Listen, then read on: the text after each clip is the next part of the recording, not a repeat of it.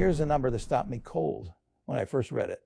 Not the $2 trillion valuation you keep hearing about on television, not the stock price speculation, not the pundit predictions. The number that stopped me was buried on page 11 of an actual legal document filed with the United States government, $28.5 trillion. That is the size of the market SpaceX told the SEC it intends to go after, and they called it, in their own words, the largest actionable total addressable market in human history, larger than the entire US economy. And nearly every piece of financial commentary I have seen since that filing dropped has been focused on entirely the wrong thing. So let me try to be useful here and talk about what actually matters. Now, I want to be upfront with you. I am not here to sell you anything today. I am not going to breathlessly predict that this stock goes to the moon, forgive the pun, by next Thursday. What I'm going to do is walk you through the actual mechanics of how this thing works, where the real risks sit, and what an honest, clear-eyed investor ought to be thinking about before they put a single dollar near this IPO. I've made a lot of mistakes in my investing life, and almost all of them happen when I let excitement override analysis. I would hate to watch you make the same ones. So let us start at the beginning.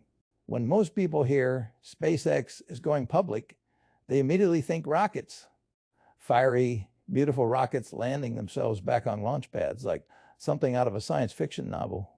And look, that business is genuinely extraordinary. The ability to reuse a rocket is not just an engineering achievement. It is an economic transformation. Think of it this way. Imagine every single time you flew from New York to Chicago, the airline blew up the plane after it landed. Every flight, a brand new plane. That is what the rocket industry looked like before this company came along. Every launch consumed the vehicle. The cost was staggering. And this company figured out how to land the rocket, refuel it, and fly it again. That changes the math of getting things into orbit so dramatically that it has essentially made every other launch provider on Earth uncompetitive. That is a real moat. That is the kind of durable competitive advantage I've spent my life looking for. But here's the thing. The rocket business, as miraculous as it is, represents only a small slice of what this company is actually building. When I looked through that SEC filing carefully, and I mean carefully, the way you read a contract before signing it, not skimming the headlines, what I found was a business model that has three distinct layers, and each layer is bigger than the last.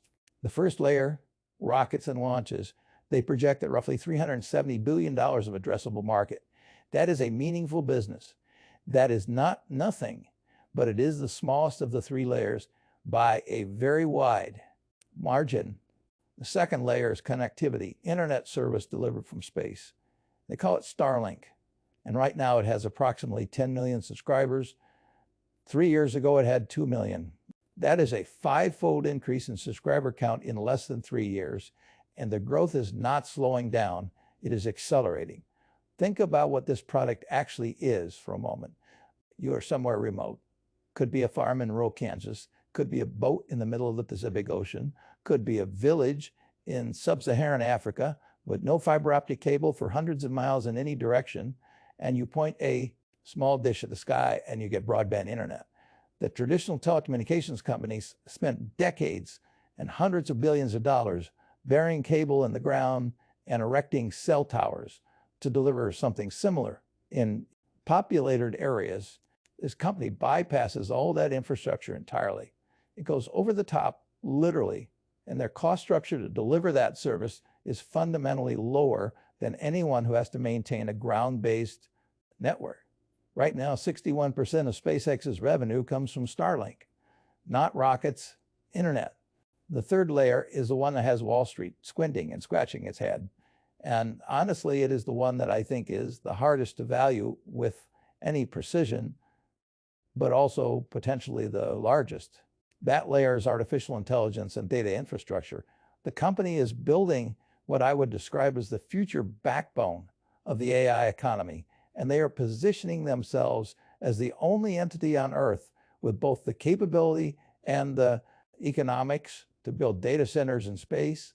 Now, before you dismiss that as science fiction, I want you to sit with the practical logic for just a moment. Running a data center on Earth has two enormous costs: electricity to power all those computer chips and cooling systems to prevent those same chips from melting. These are not small costs. They are existential to the economics of running AI in space. You solve both problems simultaneously. You have permanent solar exposure, free electricity 24 hours a day with no clouds, no weather, no intermittency, and the ambient temperature of space is roughly negative 270 degrees Celsius. That is free cooling on a scale you cannot engineer on Earth for any price. The only missing piece was a company that could get large, heavy equipment into orbit affordably and repeatedly, which, as it happens, is precisely what this company does better than anyone else on the planet. So they have filed legal documents with the US government stating their intention to build non-Earth-based data centers capable of delivering 100 terawatts of compute per year.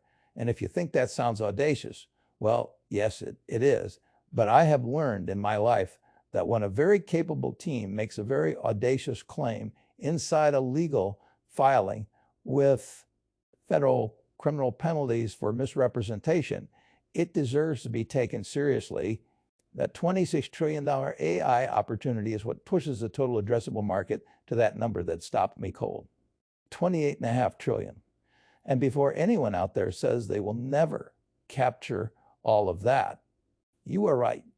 They will not. Nobody captures an entire addressable market. But here's the math that should make you pause. If they capture 10% of that figure, that is approximately $3 trillion in annual revenue. The entire S&P 500 index today generates around 18 trillion in revenue combined. 10% of SpaceX's addressable market gets you to 1/6 of everything. Every major American public company produces minus from one company. That is why the valuation conversation is not really about $2 trillion. That is the entry price. The real question is where the ceiling is. Now, let me talk about something that I think is being systematically misunderstood in most of the coverage I have read, and that is the question of what happens to the stock after it goes public. Because I've watched a lot of IPOs in my life, a lot. And the pattern that repeats itself most reliably is this. Company goes public at a high valuation. Insiders who own shares for years are finally allowed to sell after a waiting period. They sell in large numbers. Stock drops. Retail investors who bought into the excitement get hurt. It happened with Uber. It happened with Rivian. It happened with a long list of technology companies that I will spare you from reciting in full. And the reasonable question to ask is, why should this be any different? I want to give you an honest, structural answer to that question, not a promotional one, an honest one. The first reason is taxes. If you bought shares in this company 20 years ago for nearly nothing, and today those shares are worth $100 million, selling them triggers a capital gains tax event that, depending on your state, could consume 33 cents of every dollar. That is a $33 million check you are writing to the government. Now, very wealthy people do not volunteer to write $33 million checks unless they absolutely have to. And the thing is, they do not have to. They can borrow against the shares instead. A major bank will happily lend a large shareholder $15 million against a $100 million position in a publicly traded company. They charge interest, maybe 4%. The shareholder walks out with cash, pays zero tax. Because borrowing money is not a taxable event and may even be able to deduct the interest, the shares stay put. That is not a loophole. That is just how wealth actually works at scale. The people who have been waiting 20 years for this company to go public are not going to throw away a third of the proceeds to the IRS if they can help it. And they can help it. The second reason is a rule change that I find genuinely interesting. Nasdaq quietly revised the criteria for index inclusion this past May. Previously, new public companies had to wait 3 months before being added to the Nasdaq 100 index. That waiting period has been shortened to 15 days. They also removed a requirement about minimum public float. meaning the percentage of shares actually available to trade. And then they added something that, if you will forgive me saying so, reads as though it was written with this specific company in mind. If your public float is below 20% of total shares outstanding, your index weighting gets multiplied by 3. Here's why that matters. There are trillions of dollars. Your retirement account may be among them, sitting in index funds that track the Nasdaq 100. When a stock gets added to that index, those funds are legally obligated by their own rules to buy it. They have no discretion. The algorithm buys. So picture this. SpaceX lists publicly with only a small fraction of total shares available to trade because most insiders are holding and borrowing, not selling. Meanwhile, within 2 weeks, hundreds of billions of dollars in automatic, rule-driven buying must purchase SpaceX stock. Tiny supply of shares available. Enormous automatic forced demand. That is not speculation. That is arithmetic. I would compare it to a situation where only 10 people in town have lemonade for sale on the hottest day of the summer, and suddenly 1,000 people are contractually obligated to buy a glass. The price of lemonade does not stay where it started. Now, I promised you I would be honest about the risks, and I intend to keep that promise. The largest risk, and I say this with genuine respect rather than criticism, is also the company's greatest asset, the individual human being who controls it. When you have a founder who owns 85% of the voting power and who is simultaneously running multiple companies, some of which are generating political controversy and public disagreement at a fairly consistent clip, you have a concentration of personal risk that is unlike anything I have encountered in a large public company. The business is extraordinary in large part because the person leading it thinks in ways that very few people can match and executes at a pace that almost no organization can sustain. That is a genuine strength, but it means that if something disrupts that person's involvement in the early years of this company's public life, whether that is health, politics, distraction, or something none of us can predict, the business does not simply continue on autopilot. The personality and the company are not yet separable. That is a real risk. I do not know how to quantify it, but I would be doing you a disservice if I pretended it did not exist. The second risk is valuation patience. When a stock is priced to perfection and a $2 trillion debut valuation for a company still in aggressive growth mode is priced for significant optimism, there is very little room for execution, stumbles. If Starlink subscriber growth slows unexpectedly for a quarter, if a launch goes wrong in a very public way, if the AI data center ambitions face technical setbacks, if interest rates make borrowing less attractive and force some insider selling that the market did not expect, any of these could cause a meaningful correction from whatever price the stock opens at, and corrections hurt people who bought at the top. What I would say to anyone considering participating in this IPO is this: understand what you are buying and why. Not because someone on the internet told you the stock is going to triple, not because your neighbor mentioned it at a barbecue, not because the financial news has been talking about it constantly. Those are not investment theses. Those are invitations to be someone else's exit. A genuine investment thesis for this company might sound something like, I believe that low-cost satellite internet is going to be adopted by hundreds of millions of people who currently lack reliable connectivity, that this company has a 10-year head start and structural cost advantages that competitors cannot replicate quickly, and that I'm willing to hold this investment for at least 5 to 7 years through the inevitable volatility that comes with any early stage growth story this large. That is an investment thesis. The rest is noise. Now, people often ask me about picking individual stocks, and I always give the same slightly boring answer that I genuinely believe. If you are not a professional investor willing to do deep analysis and hold with conviction through discomfort, an index fund is almost certainly your friend.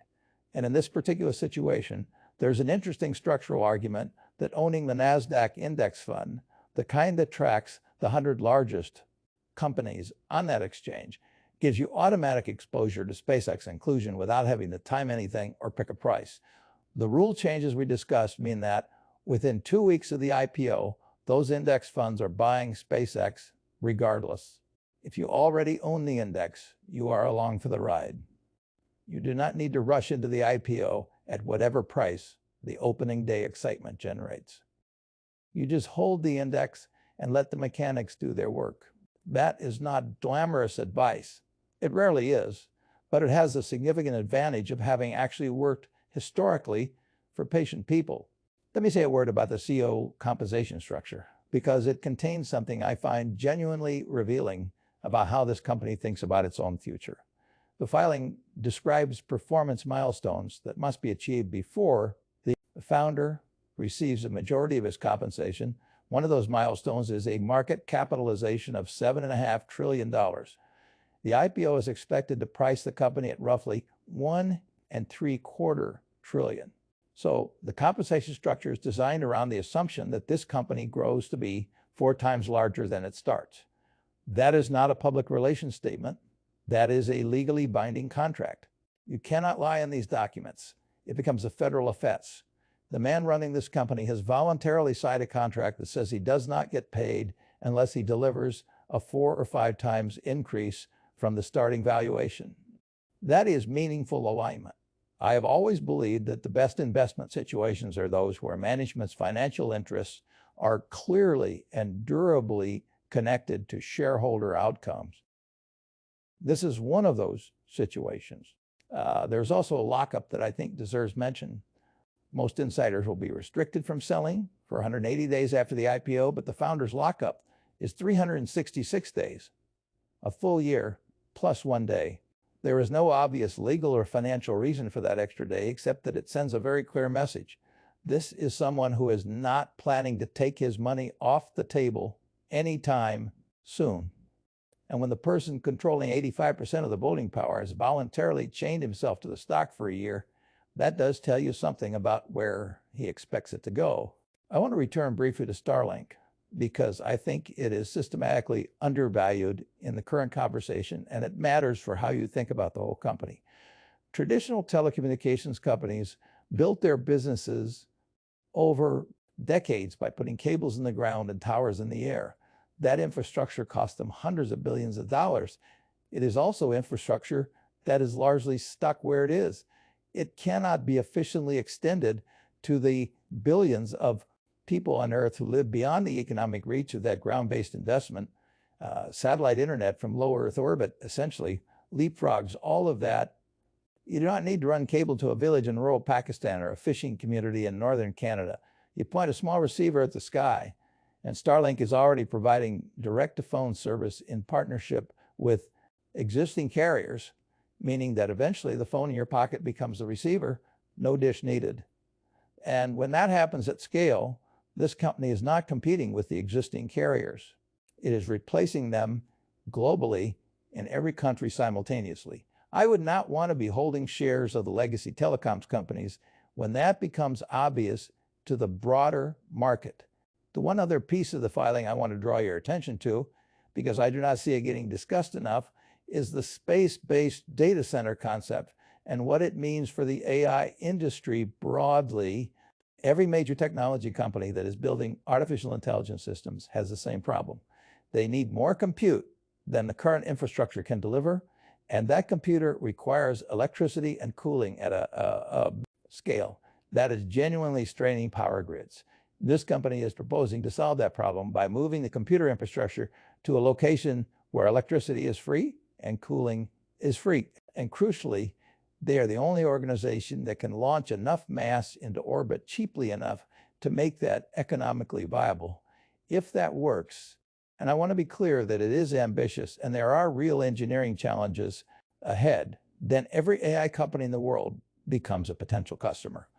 OpenAI, Google, Amazon, every company in every industry that runs AI workloads, they would all be renting computers from this company's space-based infrastructure. That is not a niche business.